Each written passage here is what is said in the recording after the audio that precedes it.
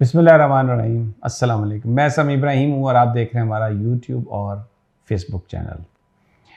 Election commission फिर दोबारा वही दो नंबरियाँ जिसे हम कहते हैं अपनी ज़बान में, हाई कोर्ट के वाज़ेह अहकामात के बावजूद अभी तक कोई तारीख़ नहीं दी गई। आज एक इजलास हुआ और उसमें एक टोपी ड्रामा किया मीटिंग का। उसके बाद इन्होंने फ़ैसला किया है, गवर्नर पंजाब को ख़त लिखा है कि जनाब हम आपसे मिलना चाहते हैं, इस पे कंसल्टेशन करना चाहते हैं। गवर्नर पंजाब ने कहा है कि जी ठीक है, कल आप आ जाएं, लेकिन इसके साथ ही उन्होंने चीफ़ सेक्रेटरी को भी बुला लिया है, उन्होंने सिक्योरिटी के इदारों के नुमाइंदों को भी बुला लिया है, आईजी को भी बुला लिया है।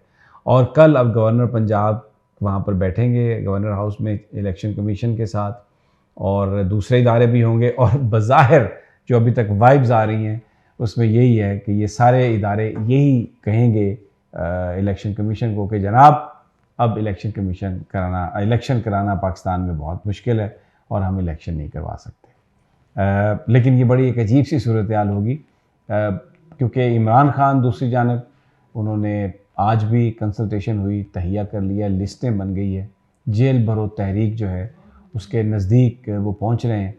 अगले 3-4 दिनों में इमरान खान साहब जो हैं उनकी सेहत भी बेहतर होगी, डॉक्टर्स बताएंगे, क्योंकि अगर उनको इजाज़त मिल गई तो वो इस पोजीशन में आ जाएंगे कि वो फिर खिताब भी करें, जलसे जुलूसों का सिलसिला भी वो शुरू करेंगे।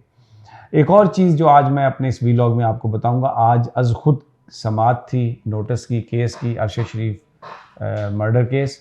वहाँ पर जो JIT ने, जो स्पेशल इन्वेस्टिगेशन टीम है, उन्होंने जो इन्फॉर्मेशन दी है अदालत को 5 member bench justice Umar Ata Bandial की सरबराही में, तो मैं आपको बता रहा हूँ कि वो बिल्कुल भी ऐसा नहीं लग रहा कि ये इन्वेस्टिगेशन टीम जो है ये किसी हवाले से भी संजीदा है अरशद शरीफ के कातलों को पकड़ने के लिए। आज जस्टिस एजाजुल एहसन साहब ने, जस्टिस मुज़ाहिर अली नकवी ने, जस्टिस मोहम्मद अली मज़हर ने, या वहाँ पर बड़े इंपॉर्टेंट उमर अता बंदयाल साहब ने भी बड़े इंपॉर्टेंट सवाल उठाए हैं। और जो एजाजुल एहसन साहब हैं, उन्होंने कहा कि इस कत्ल के 3 हिस्से हैं, यानी उसको 3 फेजेज़ हैं। पहला फ़ेज़ तो ये है कि अरशद शरीफ के खिलाफ यहाँ पाकिस्तान में पर्चे दर्ज किए गए, उन पर ज़मीन तंग की गई, ऐसे हालात पैदा किए गए कि वो यहाँ से भागने पर मजबूर हुए। तो इस इन्वेस्टिगेशन टीम ने कुछ किया ये असरटेन करने के लिए कि ये पर्चे किसने दर्ज कराए और किससे बचने के लिए अरशद शरीफ यहाँ से भागे। उसके बाद दूसरा जो फेज़ है वो है दुबई में। हज़ारों पाकिस्तानी रहते हैं और वहाँ पे कभी दुबई हुकूमत ने किसी पाकिस्तानी से ये नहीं कहा कि अब आप यहाँ से चले जाएं, नहीं तो हम आपको डिपोर्ट कर देंगे वापस।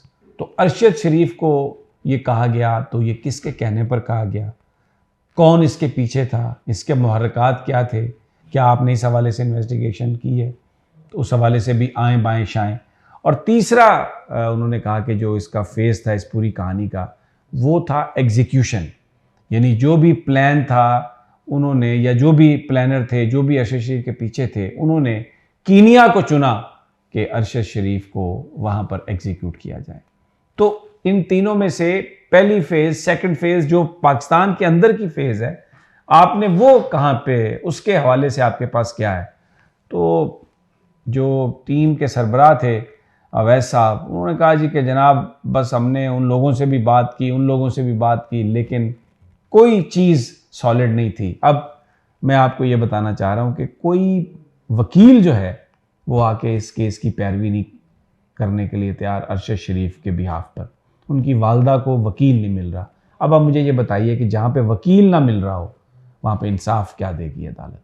और दूसरी लोग ये बात कर रहे हैं, एक आम पाकिस्तान में ये बात हो रही है कि जो कौमें अपने शहरियों का ख्याल रखती हैं वो इस तरह उनको अबेंडन नहीं करती।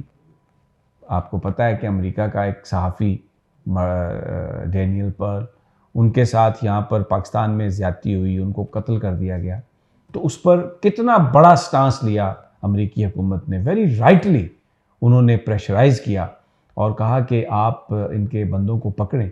और जिन मुल्ज़मान को पाकिस्तान में यहाँ पर कुछ लोगों को बरी किया गया, क्योंकि एविडेंस गालबन इतना नहीं था, तो उस पर भी ये प्रेशर था कि जनाब आप इनको रिहा ना करें, और उनको रिहा नहीं किया गया था।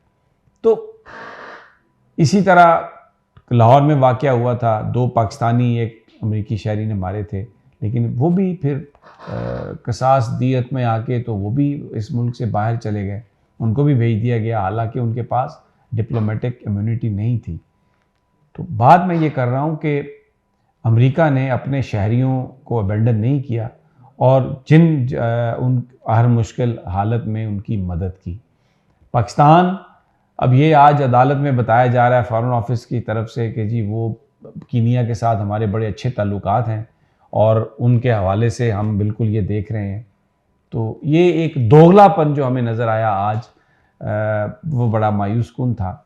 और मैं बड़ी विदाउट मिंसिंग माय वर्ड्स, मुझे नहीं लगता कि कोई भी सीरियस एफर्ट की जाएगी उन मुहर्रकात का पता लगाने के लिए, उन लोगों का पता लगाने के लिए जिनसे अरशद शरीफ को ख़तरा था। बिल्कुल मुझे नहीं लग रहा।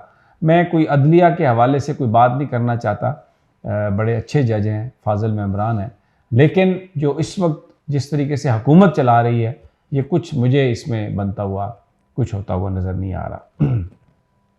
मुस्लिम लीग नून की जो सियासत है वो बड़ी परेशानी के आलम में है। मैंने पिछला भी आपको बताया वीलॉग में कि मरीम नवाज़ के आगे लोग खड़े हो गए हैं और उसको चैलेंज कर रहे हैं, और ये बहुत मुश्किल नज़र आ रहा है कि मरीम नवाज़ जो हैं वो अपनी इस चीज़ों को कंटिन्यू कर सकेंगी।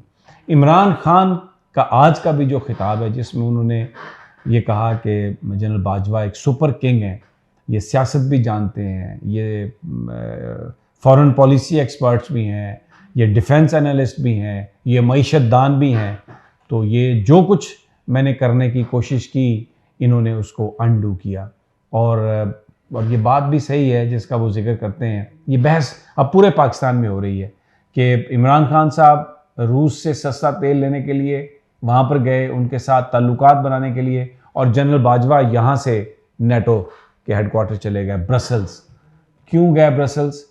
और फिर उसके बाद उन्होंने ओपनली इस बात पर तनकीद भी कर दी कि यूक्रेन पर जो रशिया का हमला है वो गलत है। तो क्या इस बात की गुंजाइश है? अब लोग यहाँ पर डिस्कस कर रहे हैं कि अमेरिका में जनरल मैक्रिस्टल जो थे, बड़े अहम फौजी सरबराह थे वो, और उन्होंने ओबामा के हवाले से गुफ्तगू की। उस वक्त वो सदर थे और वो गुफ्तगू कोई बहुत ज़्यादा पाकिस्तानी स्टैंडर्ड्स के मुताबिक काबिल एतराज़ नहीं थी, लेकिन ओबामा ने जनरल मैक्रिस्टल को फायर कर दिया।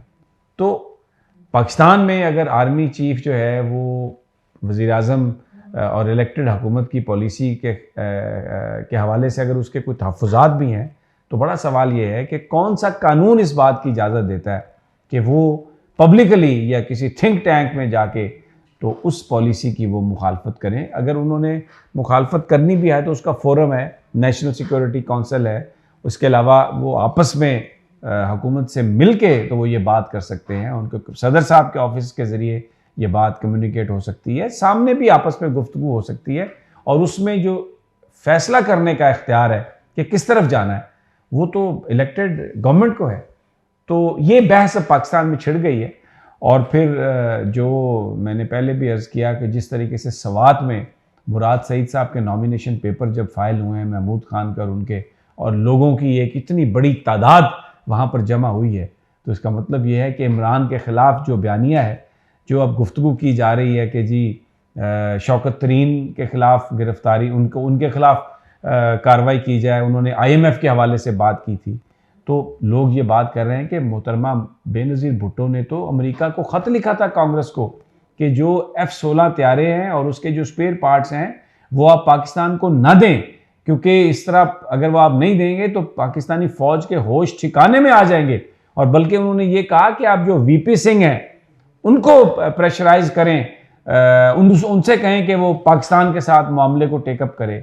और फिर ये जो सारे कायदीन हैं नून लीग के, ये साद रफ़ीक हों, एहसन इकबाल हों, शहबाज शरीफ हों, ये तो जिस तरीके से ख्वाजा आसिफ हों पाकिस्तानी फ़ौज को गालियाँ निकालते रहे, जर्नैलों को गालियाँ निकालते रहे, तो फिर ये जो बगावत और ये इस तरह के जो पर्चे शौकत तरीन और इमरान खान और PTI के लोगों के ख़िलाफ़ या शेख रशीद के ख़िलाफ़, आज़म स्वाति के ख़िलाफ़, ये तो बिल्कुल लोग इसको रिजेक्ट कर चुके हैं। और लोगों की भरपूर अंदाज में पीटीआई के साथ खड़ा होना और मरीम नवाज का ठुस होना इस बात का सबूत है कि लोगों ने इस सारे प्रोपेगेंडे को रिजेक्ट कर दिया। अगली वीडियो तक इजाज़त दीजिए। अल्लाह ने